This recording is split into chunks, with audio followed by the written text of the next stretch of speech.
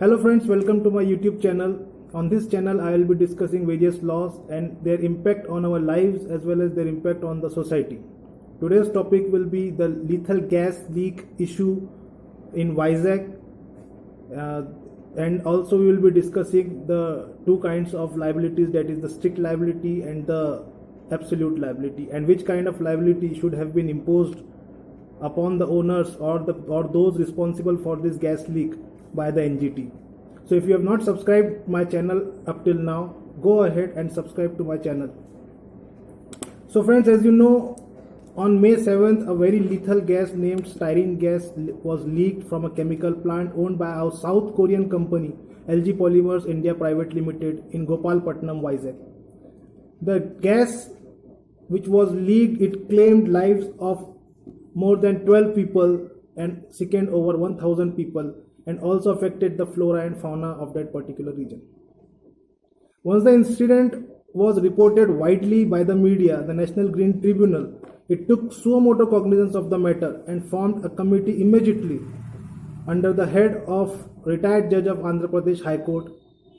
The committee was formed to inspect the site and the damages caused by the incident, the damages caused to life, the damages caused to environment and the health, and also the committee was formed to find out the steps that needs to be taken so as to compensate the victims of this incident. The NGT also asked LG Polymers to deposit 50 crore rupees so as to compensate the victims. The tribunal determined the amount after factoring the company's financial worth and the extent of damage. Several reports have compared the incident with the Bhopal gas tragedy of the 1984, but the incidents differ in their intensity. And unlike Carbide Corporation Limited, the LG Polymers did not know in advance that the toxic gas would have leaked. However, the nature of the substance and the company's activities are similar, and this suggests that the principle of absolute liability could be applied in the current case as well. Now, for that, we need to discuss the strict liability and the absolute liability also. What is strict liability? The principle of strict liability states that a person who brings to one's own land anything likely to cause harm is liable to pay compensation when the thing escapes and causes harm. However, he is liable when there is non-natural use of the land.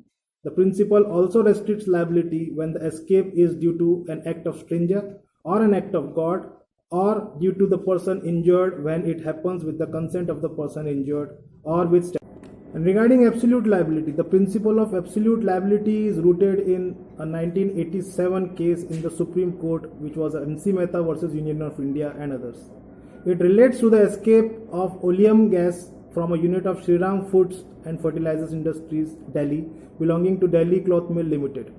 The leak killed an advocate practicing in the Tees Hazari Court, and several other people were also injured. Justice P.N. Bhagwati, while delivering the Supreme Court judgment in this case, noted that the rule of strict liability couldn't apply because the principle was created before advancements in technologies and the economy. So the court evolved the principle of absolute liability, which implies that whenever an enterprise is engaged in any dangerous or hazardous activity that threatens the people working in the enterprise and those living nearby, it owes an absolute and non-delegable duty to the community that no harm will be caused. If harm is indeed caused, the enterprise will have to compensate for damages and can't use exceptions provided in the case of strict liability. The enterprise can't claim that the harm has not been caused due to negligence, or that it had been it has taken all reasonable precautions. Now, styrene gas is a hazardous chemical under Rule 2E plus Entry 583 of Schedule 1 of the Manufacture, Storage and Import of Hazardous Chemical Rules 1989. But in spite of these facts, that styrene gas is hazardous, that it has caused loss of human lives and damaged the environment, and that it could cause potential long-term health effects, the tribunal has chosen to invoke the principle of strict liability when it should have invoked the principle of absolute liability. The application of the principle of absolute liability does not require the cause of incident of the consent of the facilities operators to be known to make any enterprise liable. The liability is triggered by the mere escape of hazardous substances, irrespective of the cause. The present circumstances demand absolute liability because employees who were reportedly preparing to reopen the working area will be compensated for their loss. It is the company's duty to ensure that its employees have a safe working environment, especially when the company deals with a hazardous substance. Strict liability loosens this agreement. More so since the lockdown has entered its 51st day and laborers and workers across India find themselves in dire straits. An important lesson India learned from the Bhopal gas tragedy was that multinational corporations must be held liable.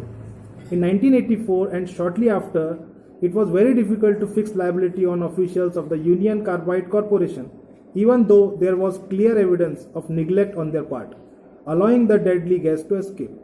And even when it was fixed, it became very difficult to have them extradited to India to be tried before Indian courts. But not just foreign governments were to blame. The government of India and the Madhya Pradesh government also played important parts.